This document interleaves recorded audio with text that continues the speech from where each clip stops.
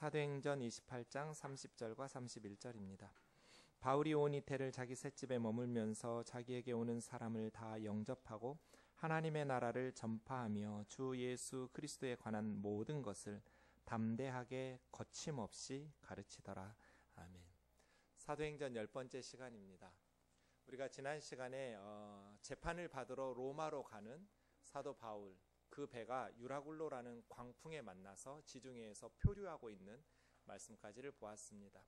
해도 달도 보이지 않아서 위치가 어디인지 파악도 안 되고 어느 방향으로 가야 될지도 모르고 광풍에 떠밀려서 배가 표류하고 있었습니다. 그때 사도 바울이 나서서 배에 탄 사람들을 안심시키는 것이 27장 22절인데요. 안심하라고, 걱정하고 두려워하지 말라고. 어젯밤에 내가 섬기는 하나님께서 나에게 사자들을 보내셔서 안심하라고 말씀하셨다고. 생명에 아무 지장 없을 테니까 배는 파손되겠지만 사람들은 다 살아날 거라고 말씀하셨으니 염려하지 말라고 안심시킵니다. 하나님께서 나에게 너가 로마 황제 가이사 앞에 서야 되고 또 배에 탄 모든 사람들을 너에게 맡길 터이니 염려하지 말라 말씀하셨는데 나는 우리 하나님을 믿는 사람이라고. 그러니 여러분, 하나님께서 말씀하신 대로 우리 안전할 테니까 걱정하지 말라고 반복해서 안심하라고 이야기하고 있습니다. 이 배에 몇 명쯤 탔을까요? 276명이 탔습니다. 37절에 보면 굉장히 많은 사람이 타고 배에 며칠 동안 표류했냐면 14일 동안 지중해에서 이 배가 표류했습니다.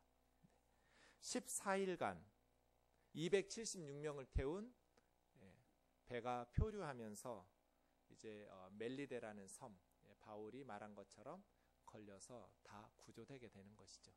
이 말씀을 보면서 276명이 불안해하고 있을 때 이제 우리는 죽었구나 하고 위기를 만나 광풍에 떠밀려 갈 때 하나님의 사람이, 이 바울이 큰일을 해내는구나. 어두울수록 빛은 더 밝게 빛나잖아요. 우리의 믿음이라는 것이 위기의 순간에 더 빛을 발하는 것 같아요. 다들 사람마다 이제 우리는 죽었다라고 낙심하고 탄식하고 있을 때 바울이 사람들의 마음을 안심시켜요. 안심하라고, 두려워하지 말라고. 그리고 나서 섬에 걸린다고 하니까 정말 점점 수심이 얕아지는 거예요. 그걸 보고 사공들이 달아나려고 거룻배를 타고 밤에 자정쯤에 달아나려고 하는 모습을 바울이 보면서 백부장에게 저 사공들이 사라지면 우리 배에 탄 사람들 다 죽는다고. 그래서 백부장이 바울의 말을 듣고 거룻배를 잘라내서 달아나지 못하도록 사공들을 배에 붙잡아 두고, 그렇게 시간이 지나면서 멜리데라는 섬에 도착해서 모두 다 구출하게 됩니다. 살다 보면 유라굴로 만납니다. 광풍을 만나고 위기를 겪지요. 이때 중요한 것은 그 위기를 돌파해낼 수 있는 믿음이죠. 세상이 썩었다고 비판하고 누구 탓을 네 탓이니 내 탓이니 그렇게 분석하고 비판하는 것, 그렇게 큰 도움이 되지 않습니다. 비판은 필요하지만 비판만 한다면 무슨 의미가 있겠어요? 더 중요한 것은 유라굴로의 광풍을 만나서 표류하고 있는 그 사람들을 구출해내는 거죠. 위기에서 벗어나도록 하는 리더십이에요. 안심하도록, 그리고 한마음 한뜻으로 이기적으로 자기들만 살려고 하는 사공들을 잘라내면서 배를 안전하게 멜리데 섬까지 인도해서 276명을 살려내는 것, 이런 믿음의 사람이 필요한 것 같습니다. 그러려면 우리도 바울처럼 유라굴로의 광풍에 휩쓸리면서도 하나님과의 영적인 교신이 끊어지지 않는, 그 광풍 속에서도 기도의 줄을 놓치지 않았다는 거잖아요, 바울은. 그래서 하나님과의 교신이 됐고 하나님이 주신 말씀으로 담대하게 안심하라고 선포하고, 하나님이 주셨으니까 뭐 어떻게 해도 안전하게 갈 거라고 그런 신앙이 아니라 아주 이성적으로 판단해서 거룻배를 잘라서 사공들이 달아나려는 것들을 방지해내고, 이러한 리더십 말이죠. 한국교회가 썩었다고 비판만 할 것이 아니라 이 위기에서 건져낼 수 있는 바울과 같은 그러한 리더십이 필요하다고 봅니다. 제가 신대원 간다고 할 때 저희 아버님은 매우 반대하셨습니다. 그냥 열심히 신앙생활 하면서 장로하지 뭐 굳이 목사까지 하려고 하느냐고. 그때 제가 아버지한테 말씀드렸죠. 한국교회를 다니는 게 나는 너무 힘들었는데 내가 보니 장로님들이 아무리 눈물 흘려서 기도해도 교회는 바뀌어지지 않더라. 목사님이 변하지 않으니까 아무리 성도들이 좋은 교회 만들려고 애써도 교회가 변하지 않는 걸 봤습니다. 저는 제가 목회를 해서 좋은 교회를 만들어야겠습니다. 그랬더니 더 이상 저한테는 설득을 못 하시고 어머니를 괴롭히셨어요. 네가 애를 교회를 데리고 다녀가지고 애 망했다. 목사 된댄다. 이런 식으로 어머니를 많이 괴롭히셨다고 해요. 한국 교회가 절망적이고 세상 사람들에게 손가락질 받고 그렇게 희망이 없으면 누가 몰라요? 그럼 어떻게 할 거예요? 비판만 하는 사람이 무슨 도움이 돼요? 그 위기에서 한국 교회를 도와 살려내고 안심시키고 성도들을 안심시키면서 성도들과 마음을 모아서 그 어려움을 돌파해내는 그러한 하나님의 사람들이 필요하지 않을까요? 뜨인돌 교회가 그런 공동체인가 라고 물으신다면 저는 자신은 없어요. 좋은 교회인가? 글쎄요, 모르겠어요. 제가 대답할 말은 아니에요. 중요한 것은 비판만 하는 사람, 네 탓, 내 탓 해가면서 손가락질하면서 분석만 하는 사람 도움이 안 되죠. 유라굴로의 광풍을 만났을 때 그 어려움을 돌파해낼 수 있는 사람, 뱃사람들을 안심시키면서 하나님으로부터 주신 말씀을 믿고 신뢰하면서 상황은 변한 게 하나도 없어요. 여러분 여전히 광풍에 밀려서 표류 중이에요. 하지만 하나님께서 주신 응답으로 말씀으로 담대하게 나는 하나님 믿노라 말하면서 그 유라굴로의 광풍을 극복해낼 수 있는 그러한 하나님의 사람들이 그 어느 때보다 필요한 시기이고 우리 뜨인돌 교회가 그렇게 위기에 처한 한국 교회에 작은 도움이라도 역할을 감당할 수 있는 그런 건강한 교회가 되기를 주의 이름으로 축원합니다. 비판만 하려면 입을 닫으세요. 아무 도움 안 돼요.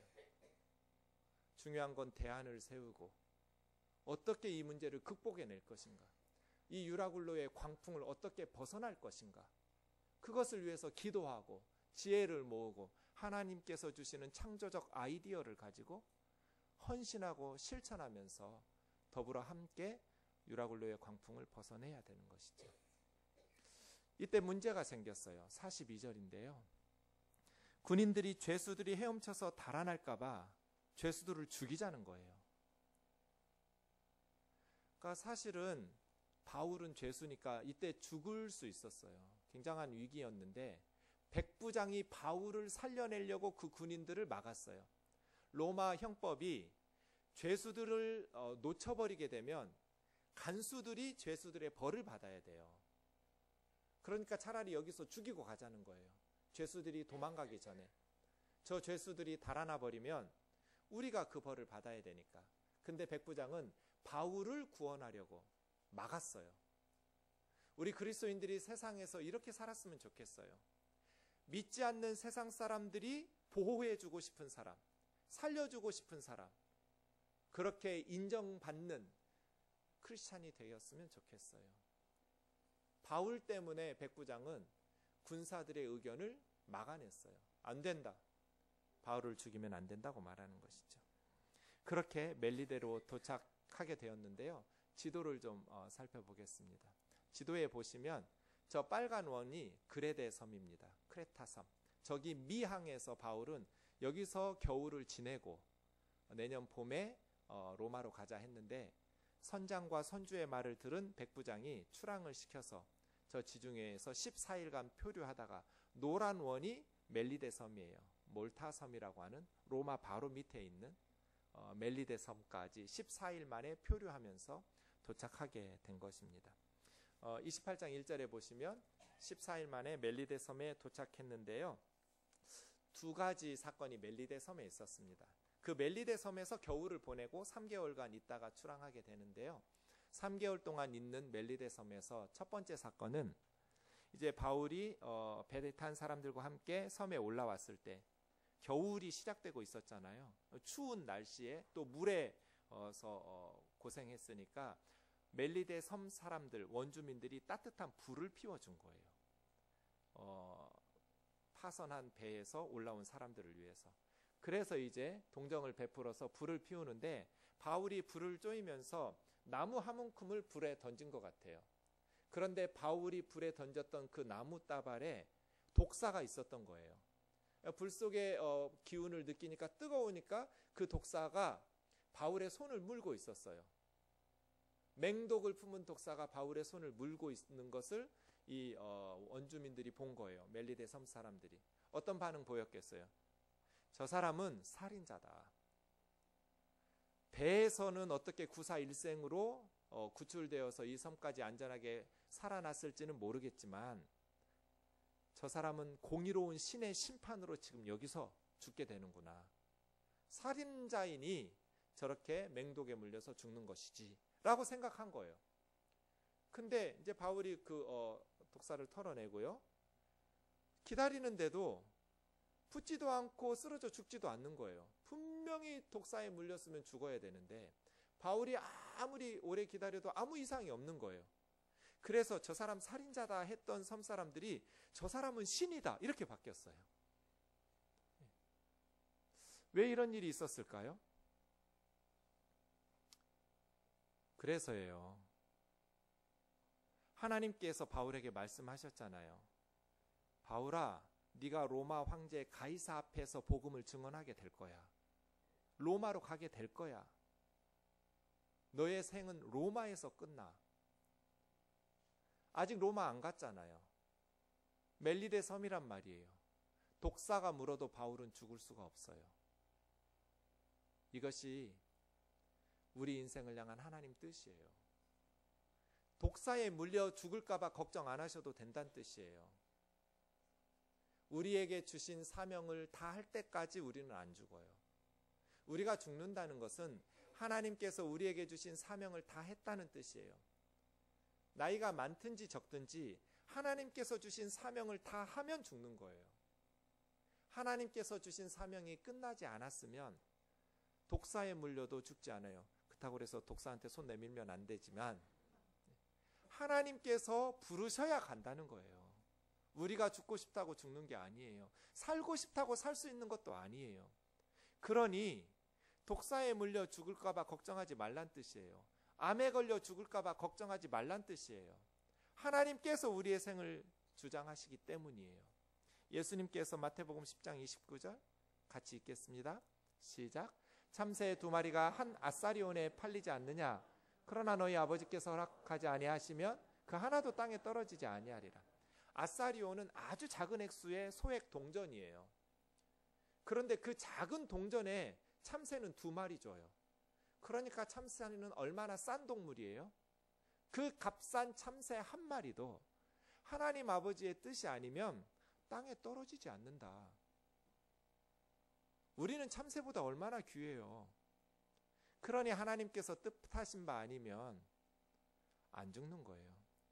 함석헌 선생님이 생명을, 살아있는 생은 하나님의 명령이다 해서 생 이퀄 명 이렇게 말했어요. 살아있다라는 것은 하나님의 명령을 수행하는 것이다. 그래서 생명이다.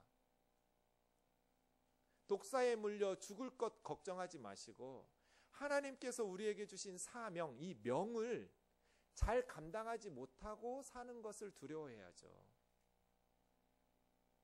우리의 생명은 하나님 손에 있으니 하나님께 맡겨놓고 하루하루 우리에게 주신 사명을 성실하게 감당하면서 살아내는 데 집중하시면 돼요.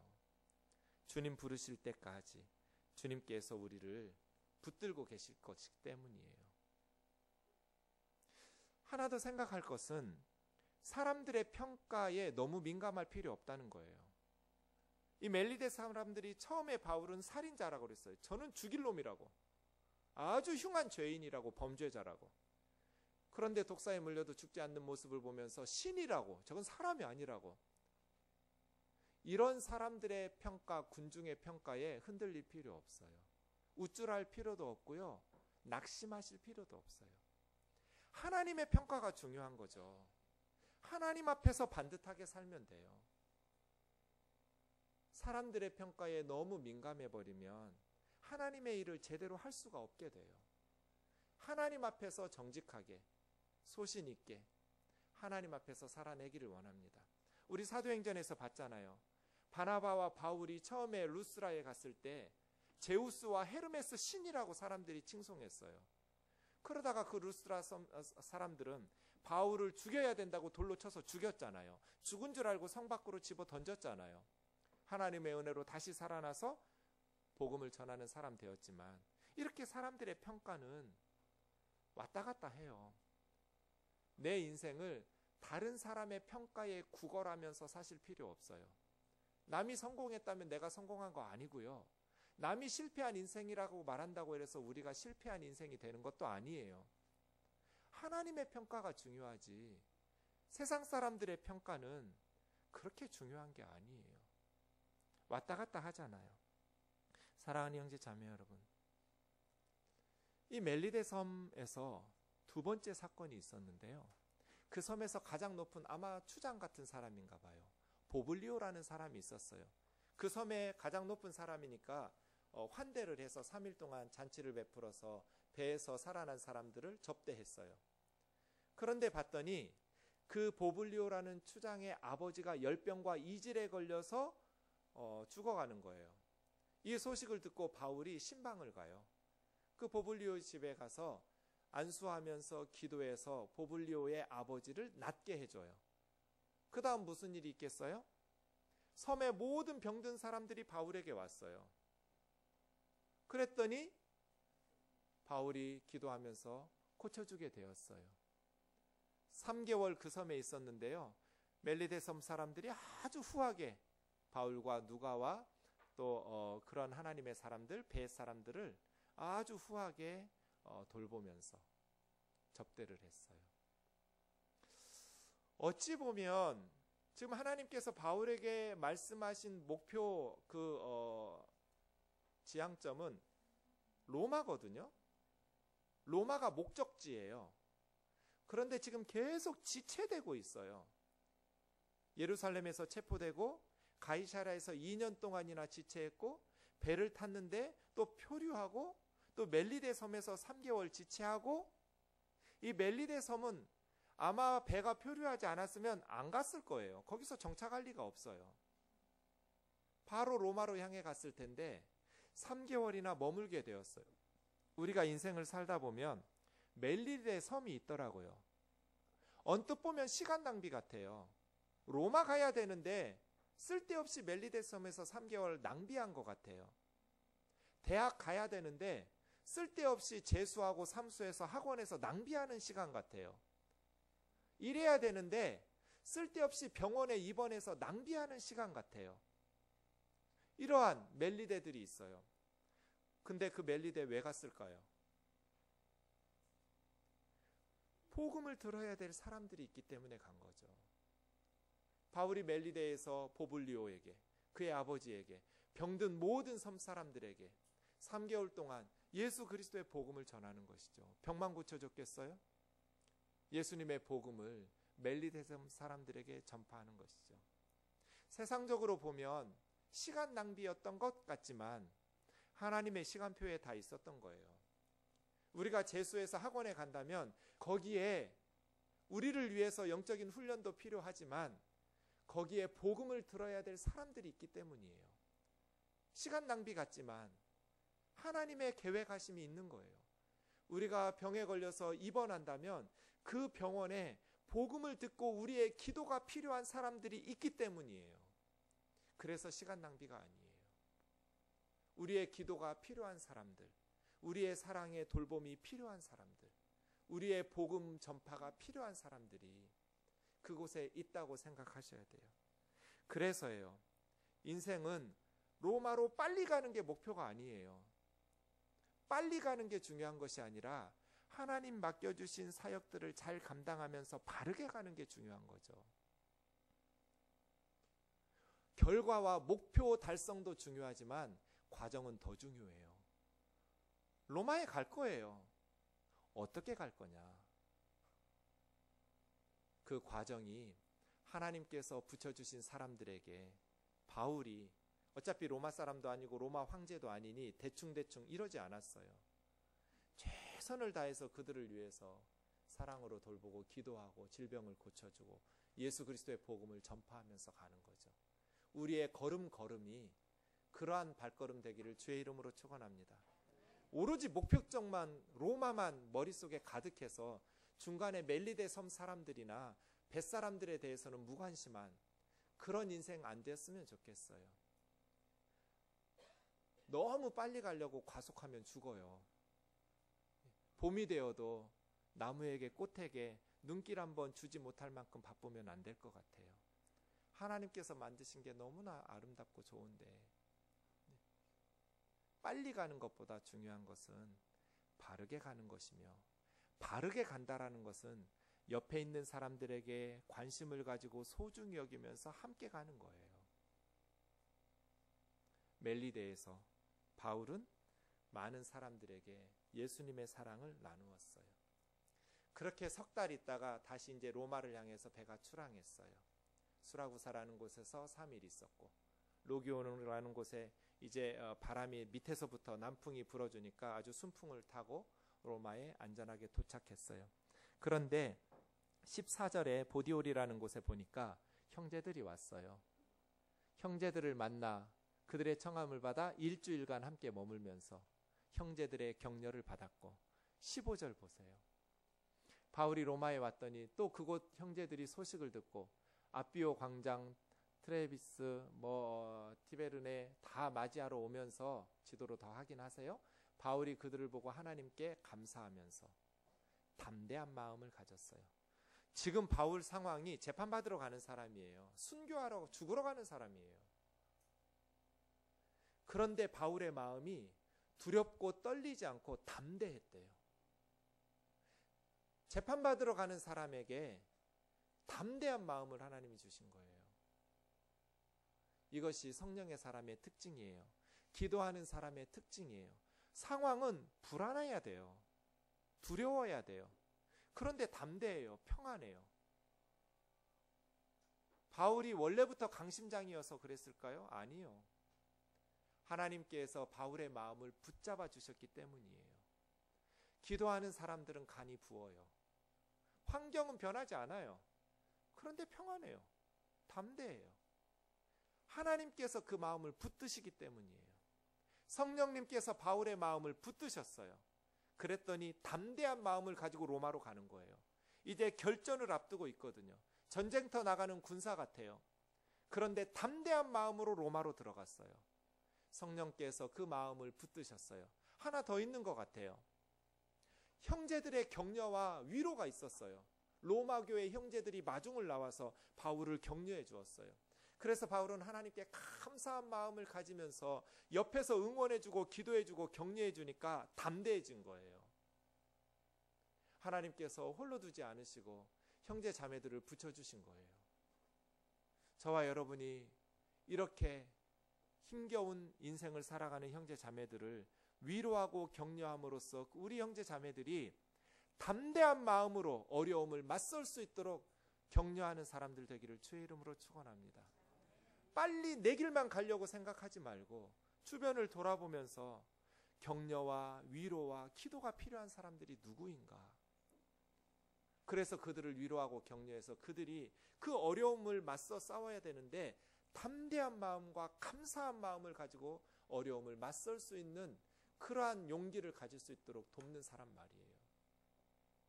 로마 사람들이 바울을 처음 보는 거예요.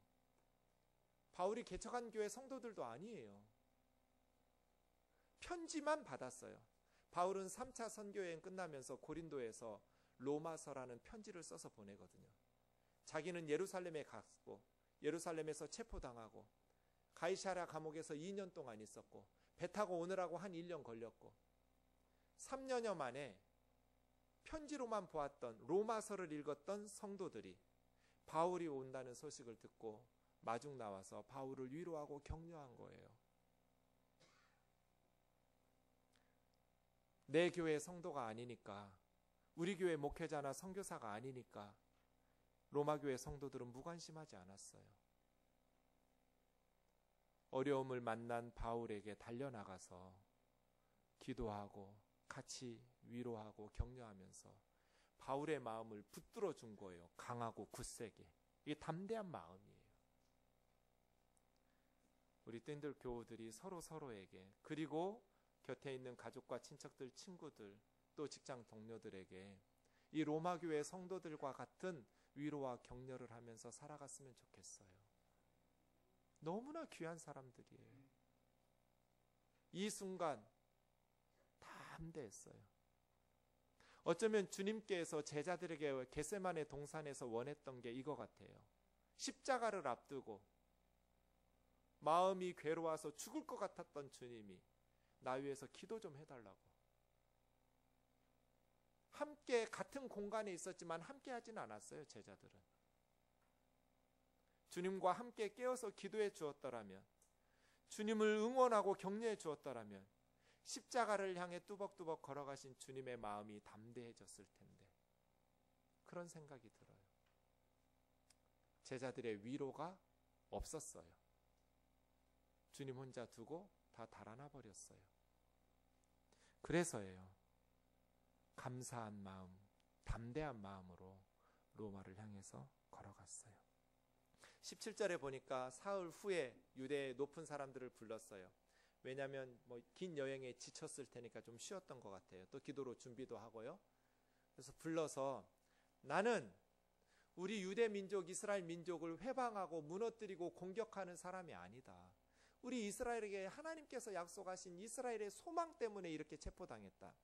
나를 재판했던 로마인들은 나를 무죄라고 여겨서 석방시켜주려 했는데 유대인들이 나를 고발했기 때문에 내가 어쩔 수 없이 로마 황제 가이사에게 상소했을 뿐, 우리 유대 민족을 허물거나 또 우리 유대 민족을 해하려는, 고발하려는 마음이 있어서 여기 로마에 온 것이 아니다.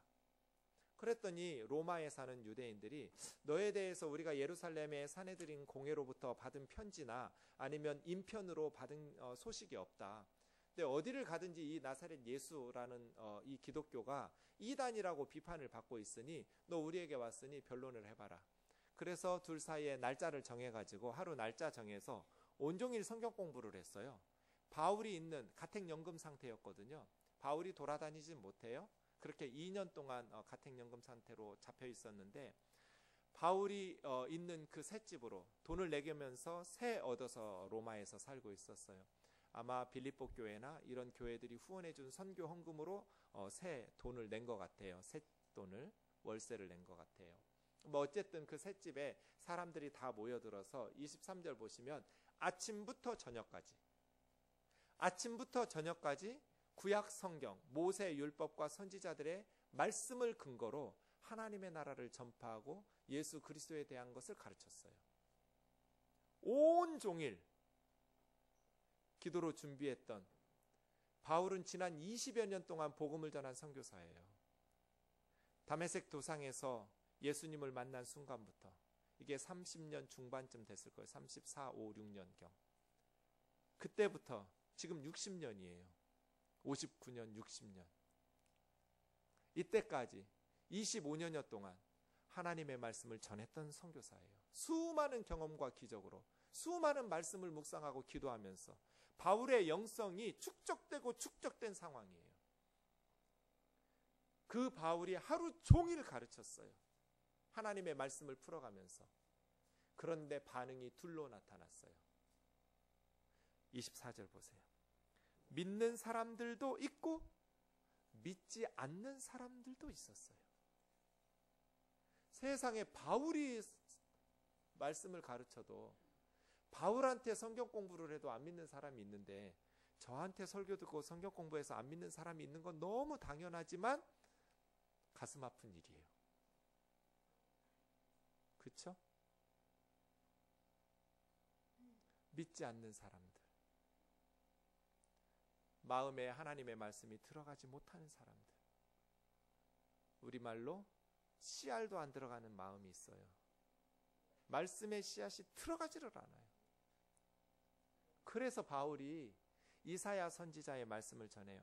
하나님께서 이사야 선지자를 이스라엘 백성들에게 파송하면서 보기는 보아도 보지 못하고, 보아도 보지 못하고, 들어도 듣지 못하고, 마음으로 깨닫지 못하고, 보고 듣고 깨달아서 회개하고 돌이켜서 고침을 받아야 되는데 그렇게 고침 받을까 봐 두렵다. 이런 걸 반어법이라고 그래요. 애들이 공부 안 하고 게임만 하면 아이고 우리 아들 게임 그만하고 공부 열심히 해서 서울대학 가가지고 훌륭한 사람 될까 봐 두렵네? 이게 무슨 말이에요? 게임 계속 하라는 말이에요? 정신 차리라는 말이에요? 정신 차리라는 반어법이에요. 하나님께서 이사야 선지자 보내면서 아이고 이스라엘 백성들이 눈으로 보고 귀로 듣고 마음으로 깨달아서 회개하고 돌아와서 고침 받을까 봐 두렵네. 정말 하나님께서 그게 두려우셨으면 선지자를 왜 보내요? 가만 놔두면 망할 텐데. 반어법에 더 안타까우니까 하는 얘기예요. 제발 정신 차리라고. 근데 보세요. 복음을 전하는 사람들의 메시지는 선명해야 돼요. 바울이 복음을 하루 종일 전했는데 두 부류의 반응이 나타났어요. 믿는 사람들과 믿지 않는 사람들.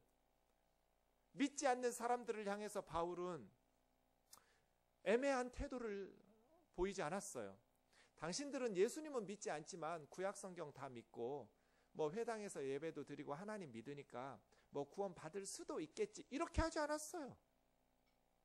이사야의 말씀을 전하면서 너희 망한다고 선명하게 메시지를 전했어요. 저는 하나님의 말씀을 전하는 사람들이 이러해야 된다고 봐요. 그래서 종교다원주의는 잘못된 거예요. 마치 다른 종교를 믿어도 구원받을 수 있는 것처럼 말하는 건 사기치는 거예요. 그 사람들에게는 칭찬받을 수 있을지 몰라요. 아, 바울이라는 사람 참 교양 있는 사람, 학식 있는 사람, 너그러운 사람, 관대한 사람. 그렇지, 우리가 뭐 우상을 섬기는 것도 아니고 예수만 안 믿을 뿐 하나님 믿고 구약 성경 다 믿는데 지옥에 갈 리가 없지. 바울은 그런 여지를 남겨두지 않았어요.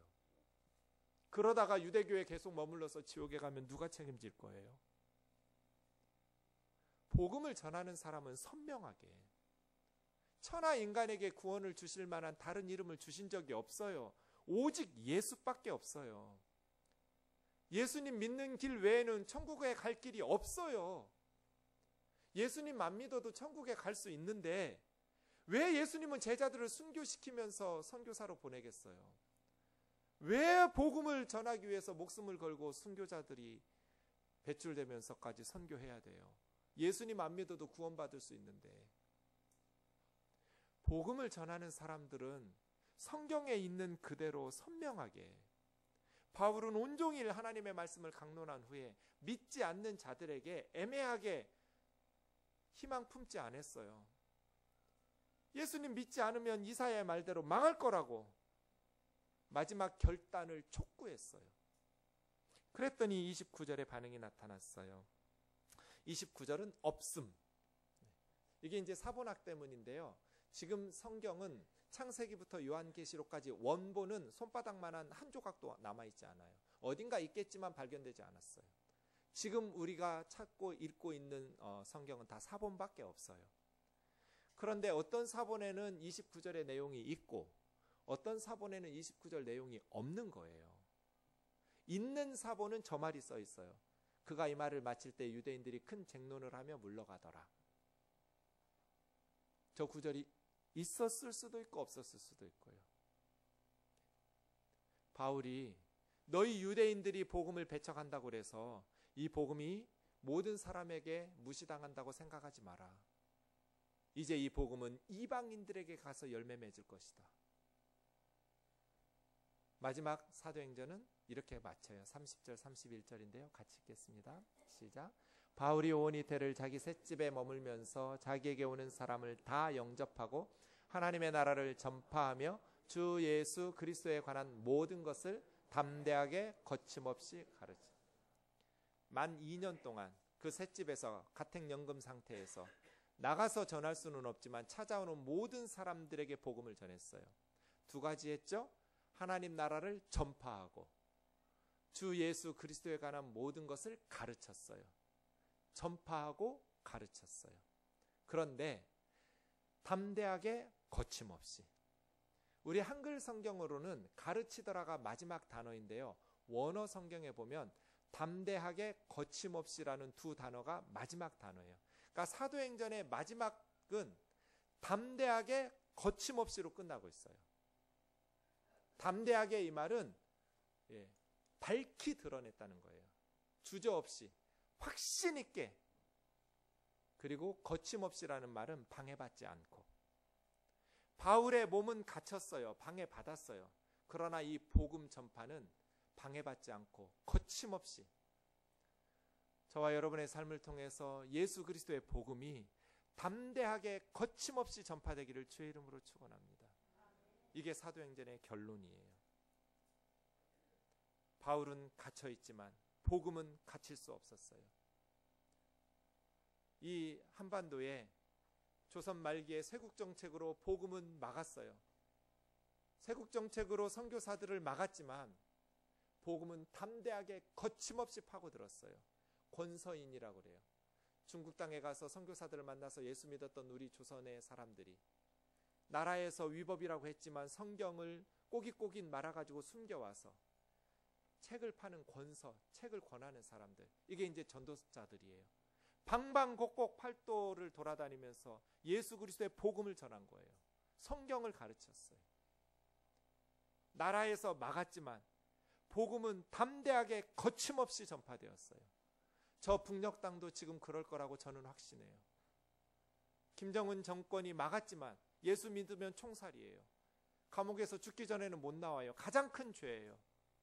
그렇게 길을 쓰고 복음 전파를 막으려 해도 이 복음은 저 북녘 땅에서 지금 우리 자매들을 통해서, 형제들을 통해서 성령 안에서 담대하게 거침없이 전파될 거예요. 그것을 위해서 우리가 기도하고 헌신하면서 살아가기를 원합니다. 말씀을 마치겠습니다. 사도행전 마지막 시간, 새해 들어서 시작한 사도행전이 이렇게 마무리되고 있습니다. 성경 이름은 사도행전인데 사도행전의 책의 관심은 사도들이 어떻게 살다 죽었는지에 관심이 없었습니다. 사도행전이 주목하고 있는 것은 복음이 어떻게 전파되느냐 하는 것이었습니다. 복음의 행진에 집중하고 있습니다. 우리 뜨인들교회의 관심이 그러해야 된다고 믿습니다. 우리의 삶이 예수 그리스도의 복음이 행진하고 예수 그리스도의 복음이 전파되는 일에 집중되기를 원합니다. 그래서 사도행전은 1장 8절에 있는 내비게이션대로 진행됩니다. 사도행전 1장 8절 같이 읽겠습니다. 시작.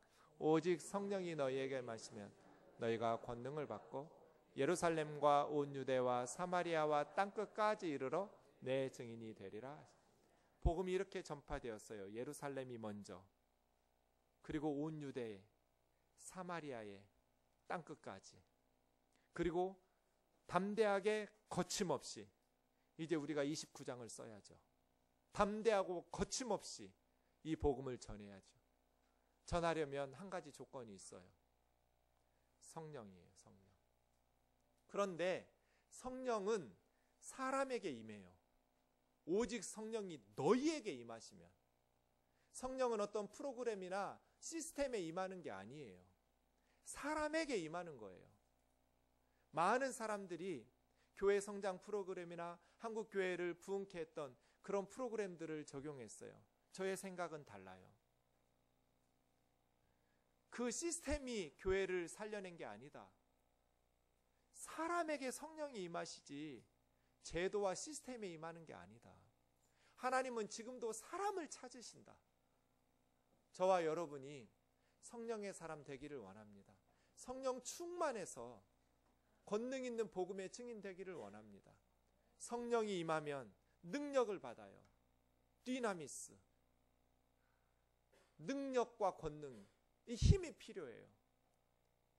우리 자신의 신앙만을 위해서라면 그냥 이 정도 적당히 살아도 될지 모르겠어요.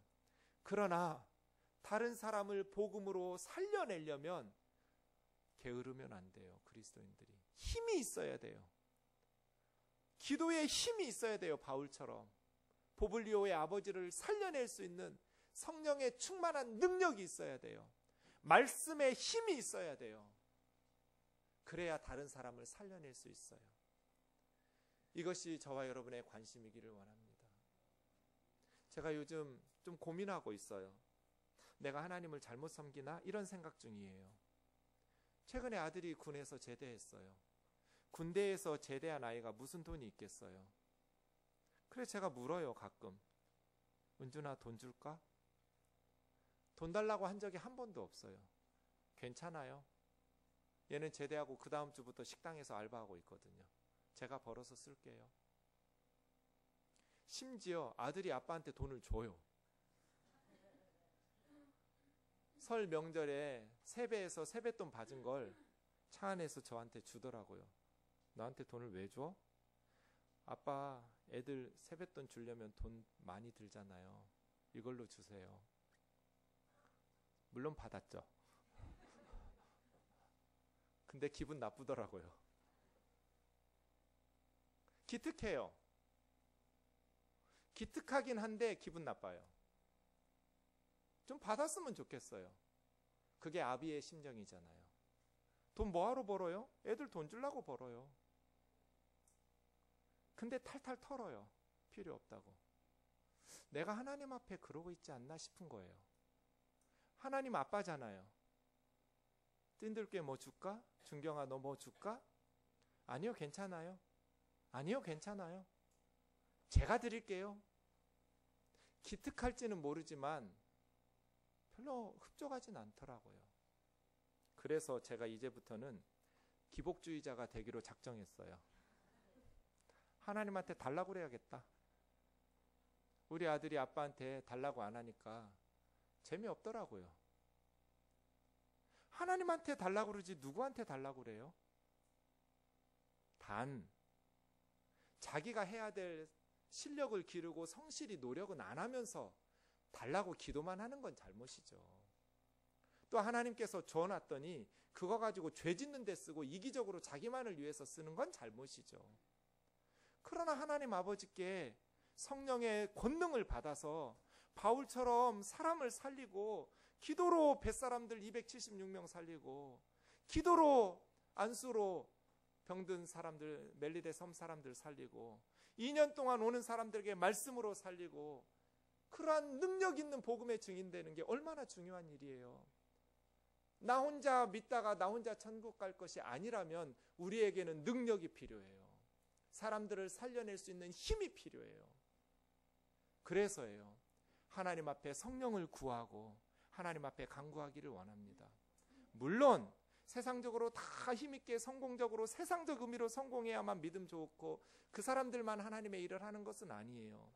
정말 실력 있고 정말 성령 충만하고 하나님 기뻐하시는 사람 중에도 바울처럼 계속 질병에 시달리기도 하고 폐가 난파당하기도 하고 망하기도 하고 여러 가지 세상적으로 보면 실패한 것처럼 보이기도 하는 그런 영적인 안목은 갖춰야죠. 세상적인 성공이 영적 성공이라고 그런 식으로 평가하지는 말아야겠지만 어떤 방식으로 성령의 권능 있는 증인이 되는 것은 필요하다는 거예요. 그래서 기도로 저는 사도행전을 마무리하면서 기도의 골방에 들어가자. 아버지한테 구하자. 주님 주세요. 능력 주세요.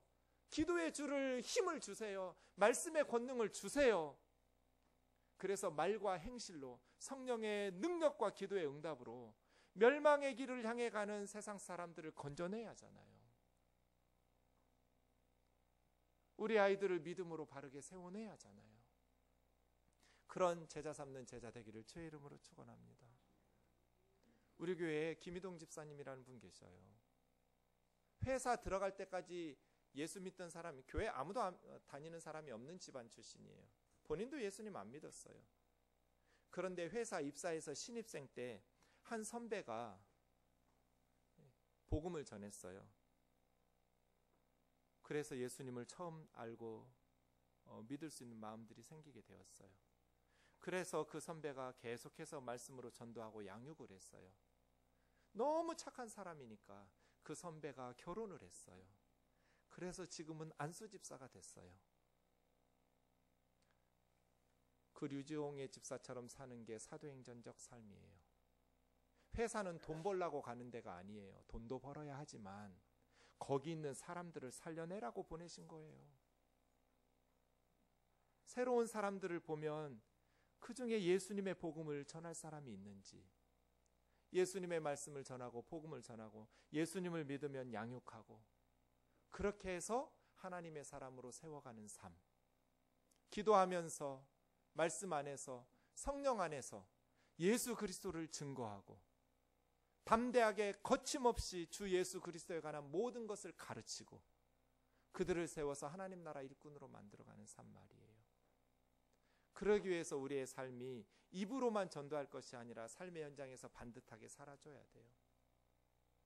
우리 교회 한 자매 어떻게 해서 교회 나오게 됐냐고 물었더니 나이가 드니까 종교를 가지고 싶더래요. 어떤 종교를 가질까 고민했는데 주변을 돌아봤더니 직장 동료들 중에 예수 믿는 사람들 중에 착하고 좋은 사람들이 있었대요. 그래서 교회로 나왔대요. 만약에 절에 다니는 사람들이 착하고 좋은 사람들이 있었으면 자기는 절에 갔을 거예요. 사랑하는 형제 자매 여러분, 우리의 관심은 복음이 사람들을 살려낼 수 있도록 우리의 삶을 드러내는 것. 다시 한번 기도의 골방으로 말씀 붙들고 들어가서 하나님 앞에 기도하면서 내 삶의 영역에서 전도해야 될 사람들이 누군지, 예수 그리스도의 복음으로 섬겨야 될 사람들이 누군지 섬기면서 이 복음의 행진에 쓰임받는 저와 여러분 되기를 주의 이름으로 축원합니다. 언제 죽을 것이냐 걱정 안 해도 돼요. 독사에 물리지 않을까 걱정 안 해도 돼요. 그건 하나님께 맡기세요. 하나님이 주신 여러분과 저의 사명에 집중하시면 돼요. 그건 성령의 능력을 받아서 예수 그리스도의 복음의 증인이 되는 거예요. 삶의 현장에서. 뜨인돌 찬양 79번입니다.